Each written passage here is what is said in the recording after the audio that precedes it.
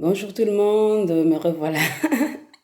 Ouais, aujourd'hui, j'ai malheureusement envie de parler avec vous de Dieu, de Jésus, c'est vrai, mais aussi sans oublier les gens qui sont décédés dans les catastrophes naturelles qui s'est produit en Belgique, en Allemagne et allez, partout en Europe où les endroits ont été touchés.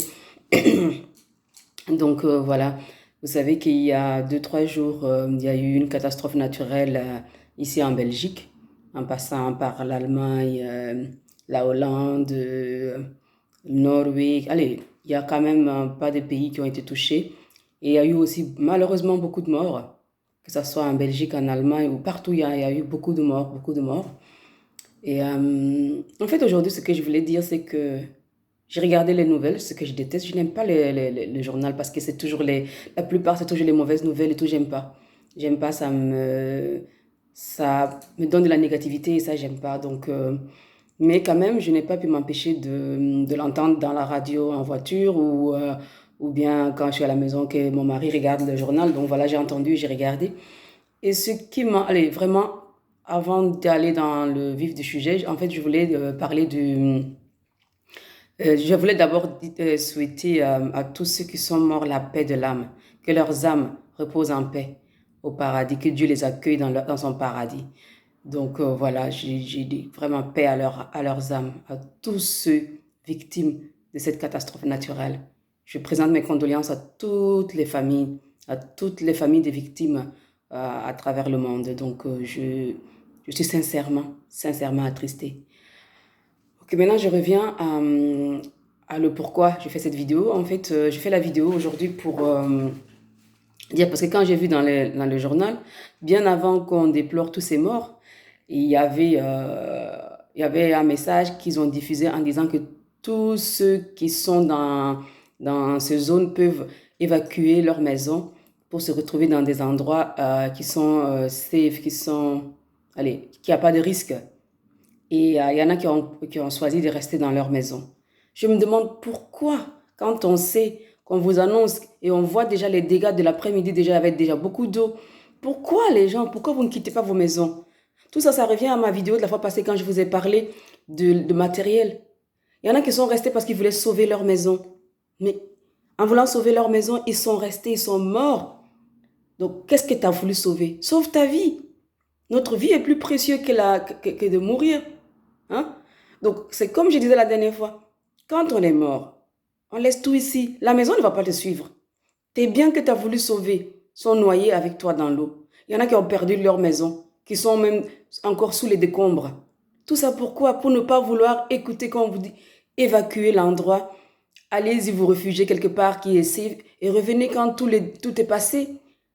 Donc, vous voyez, beaucoup d'êtres humains passent le matériel, l'argent, plus que leur propre vie. Et c'est triste. C'est vraiment triste. Et nous savons bien que le jour de notre enterrement, il n'y a rien. Ta maison, ton argent, ta voiture, tout même a déjà été emporté par l'eau. Il ne va pas te suivre à ta tombe. Donc pourquoi? Hein? Cherchons Dieu. Moi, en fait, je vais vous dire que ça ne s'est pas passé pour rien. Les catastrophes naturelles, c'est des trucs, c'est par la colère de Dieu, puisque beaucoup d'entre nous refusent de croire en Dieu, de prier Dieu, de suivre Jésus. Ils suivent le diable, oui, le diable, parce que être à la recherche le pouvoir d'être millionnaire et tout, on oublie Dieu. Et quand on oublie Dieu, c'est qu'on suit le diable. Eh bien, comment voulez-vous que Jésus règne dans vos maisons, que Dieu règne dans votre maison quand vous laissez rentrer le diable chez vous? Donc, toutes les catastrophes naturelles peuvent être évitées si tout le monde se mettait à prier, à croire. Parce que quand on prie, surtout quand on prie ensemble, il y a des anges qui se forment autour de nous. Il y a le Saint-Esprit qui est là. Il y a Jésus qui est là. Et même si les catastrophes allaient arriver, les dégâts vont être limités. Mais pour ça, il faut qu'on ait la foi. Il faut qu'on fasse confiance en Dieu. Regardez, un jour j'étais en train de regarder sur mon Facebook et j'ai vu un message qui m'a beaucoup touchée. Dans le message, c'était écrit que, vous voyez, le Titanic a été construite par des professionnels et l'Arche de Noé par des amateurs. Et à la fin, c'est écrit, nous connaissons tous la suite. Oui, Parce que ceux dans l'arche de Noé, ils l'ont fait avec foi, car Dieu, ils ont écouté la voix de Dieu, ils ont écouté la volonté de Dieu, ils ont fait la volonté de Dieu, et Dieu les a épargnés. Il a plu 40 jours et 40 nuits. Et ce bateau fait par des gens qui n'étaient pas professionnels ni constructeurs de bateaux, a survécu à cette tempête par la foi. Car Dieu, quand il est avec vous, peu importe le nombre de vents qui va souffler, de tempêtes et tout, tu vas t'en sortir. Mais pour ça, il nous faut la foi. Ayez la foi, n'ayez pas peur de Dieu. Je vous dis, n'ayez pas peur de Jésus. Priez, demandez, écoutez votre voix intérieure. Mettez-vous en position de bien respirer, invoquez le nom de Dieu et demandez-le, Seigneur, parle-moi, guide-moi. Le Titanic, vous l'avez vu? J'ai vu ce film. Malheureusement, ça a été aussi une histoire vraie. Il y a eu combien de morts? Le bateau s'est retrouvé quoi? Carrément coulé, en miettes aussi. Donc vous voyez, comparez déjà les deux histoires et vous verrez que la seule et unique vérité de vie, c'est d'aller vers Jésus. Car Jésus nous mène à Dieu. Et si on croit en Dieu et on prie, on demande à Dieu, au nom de Jésus, Dieu nous exaucera. Donc s'il vous plaît, mettez-vous à prier. Allez à l'église. Les églises sont vides.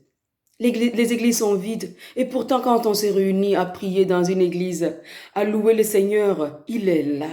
Il est là, avec nous. Et tout ce que nous demandons, que ce soit la bouche ouverte ou dans nos cœurs, il connaît nos cœurs, il connaît nos vies. Et avant de terminer, j'allais dire ceci, s'il vous plaît. Chaque jour avant de quitter votre maison, mettez vos genoux par terre. Si vous pouvez vous incliner avec vos genoux par terre pour saluer un roi qui est humain ou une reine terrestre, pourquoi vous ne pouvez pas faire ça pour Dieu? Car Dieu, il est le roi, l'unique roi. Jésus, son fils, est roi, comme son père. Mettez-vous à genoux et s'il vous plaît, remerciez-le d'être réveillé. Demandez-lui de bénir votre journée, de vous protéger tout au long de cette journée pour que rien ne vous arrive. Chaque jour, faites-le. Ça vous évitera beaucoup de choses, beaucoup de choses, s'il vous plaît. Tout peut être évité, mais pour ça, il nous faut avoir la foi en Dieu, car seule la foi sauve, la foi sauve.